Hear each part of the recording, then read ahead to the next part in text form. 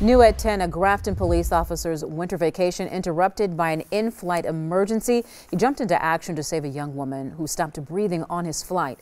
The officer talked to Tom Durian about his life-saving effort. Tom.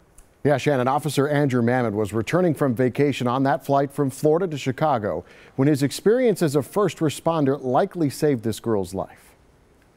The flight crew got on the PA and asked if there's anyone with medical training. That was all Grafton officer and former EMT Andrew Mammon had to hear, and he was up and ready to help. Someone up in the few rows ahead of us was having some seizures and asked if we could help him out. Mammon and another passenger who was a nurse on the Spirit Airlines flight formed an impromptu medical team.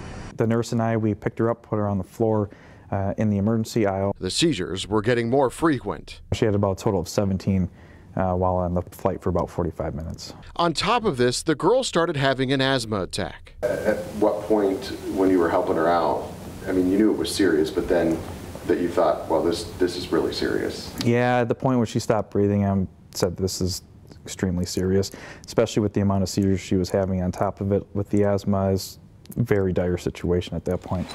So the officer asked the flight crew for medical supplies similar to those he carries in his police squad. He hooked the girl up to oxygen, but that wasn't enough. When she stopped breathing, about the last 5 minutes, had to breathe for her using a mask. While all this was happening, the pilots were on final approach for an emergency landing in Myrtle Beach, South Carolina. We were on the ground as the plane was landing, still giving her breaths while we're trying to. Passengers are holding onto my legs as we're going down. It was a pretty rough landing at that point. Well, as soon as they were on the ground, paramedics rushed the woman away. Officer Mammon hopes that she's doing well.